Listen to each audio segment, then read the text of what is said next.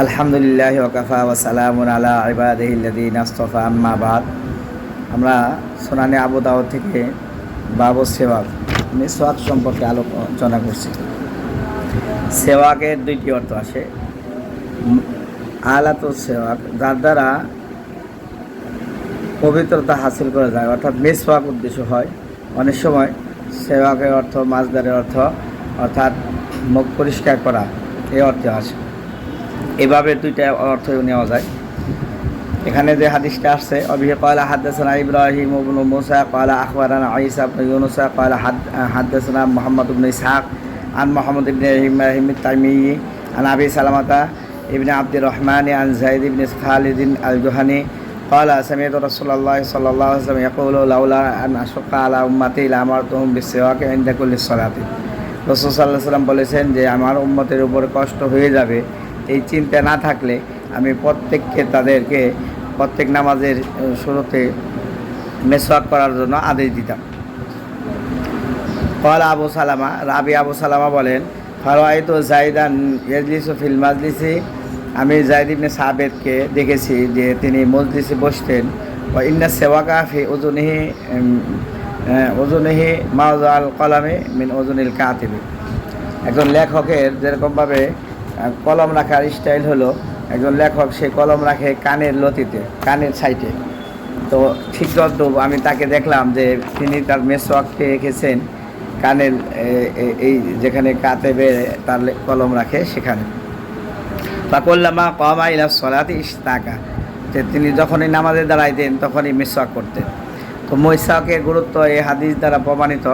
এবং রাসূল সাল্লাল্লাহু আলাইহি ওয়াসাল্লাম মৃত্যুসজ্জায় ওই সময় আমাদের আশার কাছে মেসওয়াক চেয়েছে। আমাদের আশা সেই মেসওয়াকটা কামড়িয়ে সেই রাসূল সাল্লাল্লাহু আলাইহি ওয়াসাল্লামের দাঁত মারিয়ে দিয়েছেন। তো মেসওয়াকটা বলছে কনিষ্ঠ আঙ্গুলের মতো মোটা হওয়া এবং সেটা 1 বিঘা পরিমাণ হওয়া সুন্নত, এবং সেটা কাঁচা গাছ হইতে পারে বা কাঁচা গাছের ডাল সেটা পেকে যাক বা শুকিয়ে যাক, সেটাও হতে পারে।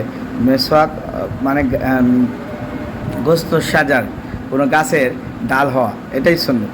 সেটা নিম গাছের হতে পারে, ইলু গাছের হতে পারে, বা যে কোনো গাছেরই মেসওয়াক হতে পারে, এটা কোনো সমস্যা নেই। আমরা জানি একটা যুদ্ধে মুসলমানরা কোনোভাবেই শত্রু বাহিনীর সাথে পারতেছিল না। ওই সময় আমির সাহেব মশওয়ারায় বসলেন যে আমাদের মধ্য থেকে হয়তো কোনো সুন্নত ছুটে যাচ্ছে, এই জন্য আমরা যুদ্ধে জয়ী হচ্ছি না।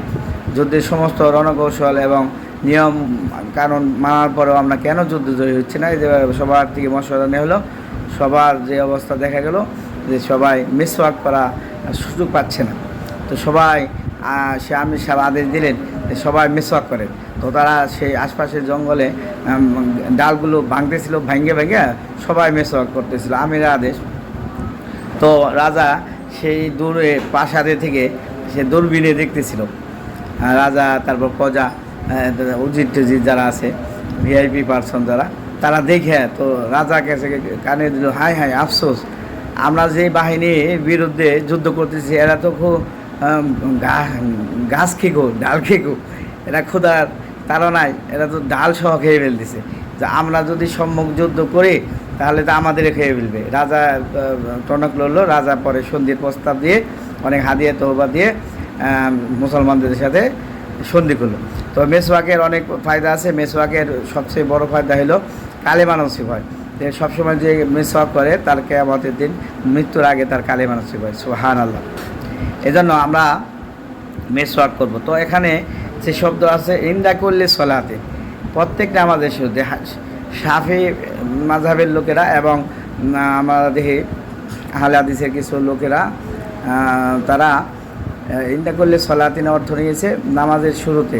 নামাজের আজান তো একামত দিল, তো তারা দেখা যায় দাঁতের মেসওয়াক শুরু করে দেয়। তো এই অর্থ নিয়েছে জাহিরি অর্থ, প্রকাশ্য অর্থ যেটা।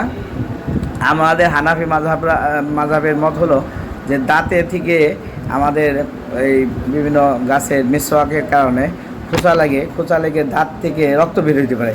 আর রক্ত বের হওয়া আমাদের অজু ভঙ্গের কারণ। নাওয়াকে অজুর মধ্যে পেশাব পায়খানার রাস্তা দিয়ে কোনো কিছু বের হওয়া, মুখ বেরিয়ে বমি হওয়া, শরীরের কোনো জায়গা হইতে রক্ত পুষ পানি বাইর হয় গরিব হওয়া, সেটা দাঁতের চেপা দিয়ে হইলেও সে অজু ভাঙে যাবে। এই জন্য আমাদের হানাফিদের কথা হলো ইন্দা ওয়াক্তি করলে সলাতিন, প্রত্যেক নামাজের ওয়াক্ত আসলে মিসওয়াক করা। তো মেসওয়াকের বিভিন্ন সময় আছে, ঘুমে থেকে উঠে মিসওয়াক করা, ঘরে প্রবেশের সময় মিসওয়াক করা, এটা সুন্নাত। রাত্রিতে ঘুমানোর আগে মিসওয়াক করা এবং 5 ওয়াক্ত নামাজের ওযুর আগেও মিসওয়াক করা, এগুলো সুন্নাত বিভিন্ন হাদিস দ্বারা বোঝা যায়। তাই শাফিরা এই দলিল জহিরি অর্থে নাই, আর আমাদের হানাফিরা দলিল পেশ করে আমাদের আয়েশা থেকে বিখ্যাত হাদিস। আন আয়েশা রাদিয়াল্লাহু তাআলা আনহা ক্বালাত ক্বালা রাসূলুল্লাহ সাল্লাল্লাহু আলাইহি ওয়াসাল্লাম আসওয়াকু মিথরাতুল লিল ফামি ওয়া মিরদাতুল লির রাব্বি, যে মেসওয়াক হলো আল্লাহ তাআলা মুখ পরিষ্কার করার যন্ত্র এবং সেটা হলো আল্লাহ তাআলা সন্তুষ্টি একটা কারণ। কাজেতে আমরা বলবো মুখ পরিষ্কার করা কখন প্রয়োজন, যখন নামাজে আমরা যাব, তো নামাজের আগে ওযু করতে হয়, অঙ্গ প্রত্যঙ্গ ধুইতে হয়, এটার দ্বারাও তহরাত উদ্দেশ্য, পবিত্রতা উদ্দেশ্য। তো এটা সবচেয়ে তহরাত উদ্দেশ্য পবিত্র হয় যখন আমরা ওযুর আগেই দাঁতটা মেজে নিই। দাঁতটা মেজে নিলে কী হয়, তো কোনো কারণে রক্ত বের হইলেও তো আমার ওযুরা ভাঙবে না, কুলি করার পরে তারপরে আবার নতুন করে ওযু করা হয়, এই কারণে আমার সমস্যা হচ্ছে না। এই হলো আমাদের এক কথা। আর একটা হলো রাসূল সাল্লাল্লাহু আলাইহি সাল্লামের উপরে ইসলামের শুরু যুগে ওযু করা ফরজ ছিল। এই জন্য রাসূল সাল্লাল্লাহু আলাইহি সাল্লাম বলছে যে এবং মেসওয়াক যেহেতু ওযু করাও ফরজ, আর এখন যদি মেসওয়াকের আদেশ দেয় তাহলে এটাও ফরজ হয়ে যাবে, এই কারণে রাসূল সাল্লাল্লাহু আলাইহি সাল্লাম এরকম বলেছেন। আর একটা স্পষ্ট হাদিসই আছে, সেই হাদিসটা হলো